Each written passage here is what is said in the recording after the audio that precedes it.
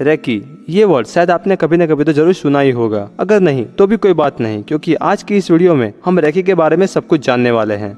Recce एक कुदरती उपचार पद्धति है और पिछले कई डेकेड से लोग उसका लाभ ले रहे हैं। रेकी एक जापानीज वर्ड है और जापानीज में रे मीन्स यूनिवर्स और की का अर्थ एनर्जी यानी कि एक शक्तिशाली ऊर्जा का प्रवाह कहा जाता है। दोनों शब्दों के जुड़ाव से रेकी का अर्थ ये होता है कि ब्रह्मांड की अनंत ऊर्जा को खुद के शरीर में प्रवाहित करके हीलिंग करना। ये रेकी हीलिंग से किसी भी तरह की बीमारी दूर हो सकती है। आज की आधुनिक साइंटिफिक रिसर्च ये कहती है कि हमारी बॉडी, हमारी पृथ्वी और ये पूरे ब्रह्मांड सबकी उत्पत्ति ऊर्जा से ही हुई है। और नेचुरल ये कि जब हमारी गाड़ी में पेट्रोल खत्म हो जाता है तब वो गाड़ी चलना बंद कर देती है। इसी तरह जब भी हमारे शरीर में ये ऊर्जा का प्रवाह रुक जाता है या कम हो जाता है तब हमें बीमारी आती है, शरीर अशक्त रहता है। हम ये बीमारी को दूर करने के लिए नॉर्मली डॉक्टर के पास से मेडिसिन लेते हैं, जिससे हम ठीक भी हो जाते हैं और कभी कभार ये बीमारी को हम बहुत लंबे समय के बाद दूर कर पाते हैं। अगर हम रेकी उपचार पद्धति को सीख ले, उसके बारे में जान के उसकी प्रैक्टिस करें, तो हम पूरी जिंदगी तंदुरुस्त रह सकते हैं। बीमारी आने से पहले हम उसका उपचार कर सकते हैं और साथ साथ दूसरों को भी रेकी के माध्यम से ठीक कर पाएंगे। रेकी के कई बेनिफिट्स हैं, जैसे कि रेकी किसी भी बीमारी को जड़ मूल में से दूर करती है, मन के ज्ञान तंतु को एक्टिव करके याद शक्ति को तेज करती है, किसी भी तरह के डर को दूर करके सेल्फ कॉन्फिडेंस बिल्डअप करती है। ये सब जान के आपके मन में शायद कई क्वेश्चंस होंगे कि ये रेकी कहाँ से आई, इसका आविष्कार किसने किया होगा, रेकी में हमें क्या करना होता है और रेकी किस तरह से हम भी सीख सकते हैं। ये सब क्वेश्चंस का आंसर जानने के लिए हमें सबसे पहले तो रेकी के इतिहास को जानना होगा। रेकी का आविष्कार किसने किया? 19वीं सदी में जापान में रहने वाले डॉक्टर मिकाओ उसुई ने रेकी को पुनः आविष्कार किया था। पुनः आविष्कार इसलिए क्योंकि ये उपचार पद्धति को प्राचीन काल से उपयोग में लिया जा रहा था, पर समय रहते ये उपचार पद्धति लुप्त हो गई थी। उस समय बौद्ध धर्म का प्रचार जापान, चीन और तिब्बत में सबसे ज्यादा था और जापान में कई बौद्ध धर्म के मठ थे, जिसमें लोग खुद के मन की शांति के लिए आते थे। वहाँ पर डॉक्टर मिकाओ उसुई, जो रेकी के जनक माने जाते हैं, वो भी आया करते थे। उनका जीवन एक मंक की तरह ही था। वो लोगों की सेवा करते थे। जब दूसरे लोगों की पीड़ा को वो देखते थे तो उनको ये ख्याल आता था कि काश मैं लोगों का उपचार कर सकूं। पीड़ित लोगों के उपचार को किस तरह से किया जाए ये खोजने के लिए वो बौद्ध धर्म के मठ में प्राचीन साहित्य पढ़ते रहते थे। वहाँ पर उन्होंने जाना कि प्राचीन काल में भगवान बुद्ध सिर्फ स्पर्श से दूसरों को ठीक करते थे, पर उनके जाने के बाद ये विद्या लुप्त हो गई थी। ये जानने के बाद उन्होंने सोचा कि प्राचीन काल में ऐसा करके रोग उपचार करना शक्य था, तो आज क्यों नहीं हो सकता। और ये खोजने के लिए उन्होंने कहीं अध्ययन और 21 दिन की साधना करने के बाद ये उपचार पद्धति को पुनः खोज निकाला, जो पूरे विश्व में आज रेकी के नाम से प्रचलित हो चुकी है। ये रेकी सबसे पहले कहाँ से आई थी, कहाँ उनका उद्भव हुआ था? भगवान बुद्ध का जन्म भारत में ही हुआ था, इसीलिए हम ये मान सकते हैं कि रेकी का मूल भारत से ही जुड़ा हुआ है।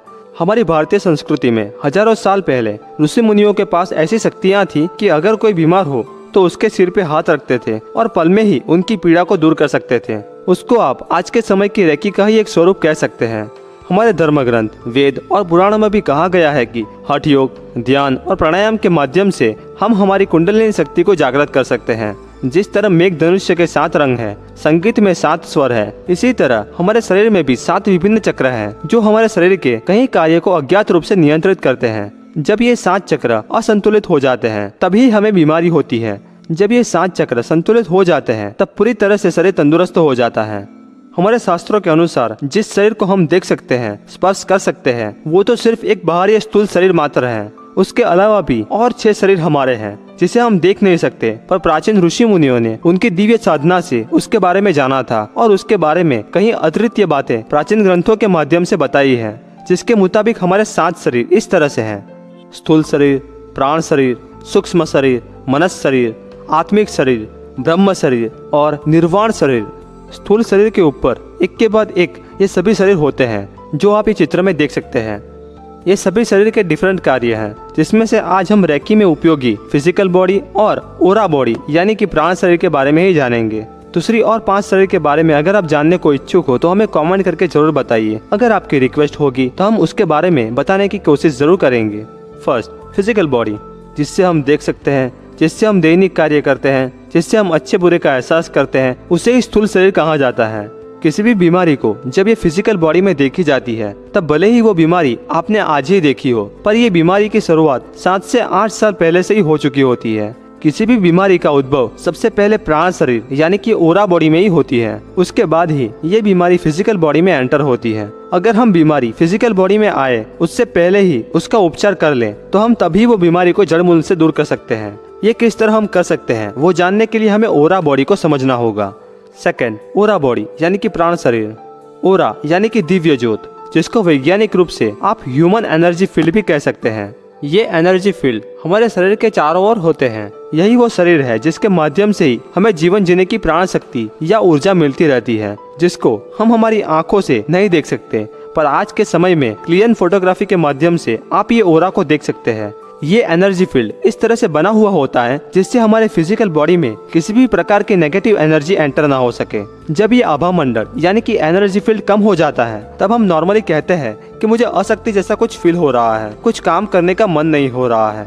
ये एनर्जी फील्ड प्रभावशाली इंसान के आसपास सबसे ज्यादा होते हैं। कई बार आपने ये सुना होगा कि मैं इस इंसान से मिला तो मुझे कुछ अनोखी अनुभूति हुई, या कोई महान हस्ती से आप मिलते हैं तो कुछ अनोखी फीलिंग आपको होती है। वो इसीलिए होता है क्योंकि उनके एनर्जी फील्ड का विकास आम इंसान से कहीं ज्यादा हुए होते हैं। अगर हम चाहे तो रेकी के सही अभ्यास से हम ये एनर्जी फील्ड को डेवलप कर सकते हैं, शारीरिक और मानसिक प्रॉब्लम को दूर कर सकते हैं। ये प्राण शरीर 7 विभिन्न भागों में विभाजित है, जिसे शरीर के 7 शक्ति केंद्र या 7 चक्र भी कहा जाता है।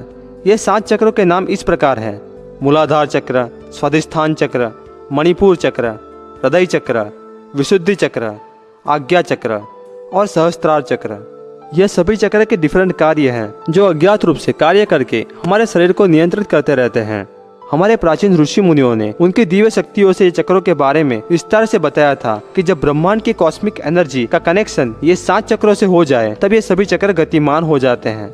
ये 7 चक्रों के बारे में और डिटेल में बहुत सी इंटरेस्टिंग जानकारियां हैं, जिसके बारे में जानकारी हम दूसरी वीडियो में शेयर करेंगे। अगर आप ये 7 चक्रों के बारे में वीडियो देखना चाहते हो तो हमें कमेंट करके आपकी इच्छा जरूर बताइए। रेकी में हमें क्या करना होता है?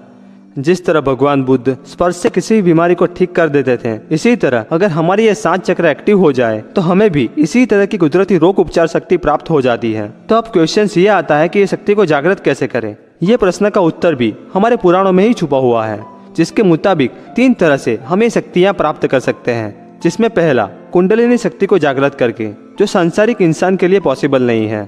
दूसरा, प्राणायाम के माध्यम से, जिसमें भी बहुत सारे अभ्यास की आवश्यकता होती है जो आज के समय में बहुत कम लोग कर पाते हैं, सो ये भी सभी के लिए पॉसिबल नहीं है। और तीसरा, शक्तिपात के माध्यम से। हर एक इंसान में दिव्य शक्ति की चैनल कार्य कर रही होती है, पर जैसे जैसे हम बड़े होते जाते हैं वैसे संसारिक विकारों की वजह से ये दिव्य चैनल ब्लॉक हो जाती है। जिस दिव्य चैनल को शक्तिपात से एक्टिव किया जाता है, जिससे शरीर के 7 चक्र गतिमान हो जाते हैं और ये शक्तियाँ हम प्राप्त करते हैं। ऐसा करने के लिए रेकी मास्टर से हमारे शरीर में शक्तिपात करवाना होता है। शक्तिपात करने से ब्रह्मांड की सतत बहती चेतन शक्ति बिना कोई अवरोध के आपके शरीर में बहने लगती है, जिससे आप किसी भी बीमारी से मुक्त हो सकते हैं। और आप ये जीवन शक्ति के प्रवाह को खुद के माध्यम से दूसरों में प्रवाहित करके दूसरे लोगों की सारवार भी कर सकते हैं। और एक खास बात कि ये रेकी सिर्फ अच्छे कार्य के लिए ही है, इससे किसी को भी कोई हानि नहीं होती है। तो अब क्वेश्चन ये आता है कि ये रेकी को कैसे सीखा जाए? रेकी सालों से गुरु शिष्य परंपरा से ही सिखाई जा रही है, जिसमें 3 अलग अलग लेवल होते हैं। रेकी की फर्स्ट डिग्री में खुद के शरीर को नियंत्रित करना सिखाया जाता है और रेकी मास्टर आपके शरीर में शक्तिपात करके आपके 7 चक्रों को एक्टिव करते हैं और उसके बाद आपको 21 दिन तक रेकी हीलिंग की प्रैक्टिस करनी होती है। सेकंड डिग्री में खुद के माध्यम से दूसरों को हीलिंग किस तरह से किया जाए वो करना सिखाया जाता है। थर्ड डिग्री और फोर्थ डिग्री में रेकी मास्टर और ग्रैंड मास्टर बनने की तालीम दी जाती है, जिसे सीखने के बाद आप खुद दूसरों को रेकी हीलिंग सिखा भी सकते हैं। आप किसी भी वीडियो देख के या रेकी की बुक्स पढ़ के आप रेकी नहीं सीख सकते, पर ये वीडियो के माध्यम से मेरी यही इच्छा थी कि आप सब लोग रेकी के बारे में जानें, क्योंकि ये कुदरती रोग उपचार पद्धति है जिसको सीखने से किसी भी तरह की कोई हानि नहीं होगी, पर आपको बेनिफिट ही होगा और उसे सीखने से आजीवन स्वस्थ भी रह पाएंगे। यहाँ पर मैं ये नहीं कहता कि डॉक्टर के पास नहीं जाना चाहिए, जरूर डॉक्टर के पास भी जाइए, पर ये कुदरती उपचार पद्धति का भी यूज करें। अगर आप भी रेकी सीखना चाहते हो तो आपके शहर में ही खोज कीजिए जिसके पास रेकी मास्टर की डिग्री हो और वो रेकी सिखाते हो, और उनके पास जाकर ही रेकी हीलिंग सीखिए।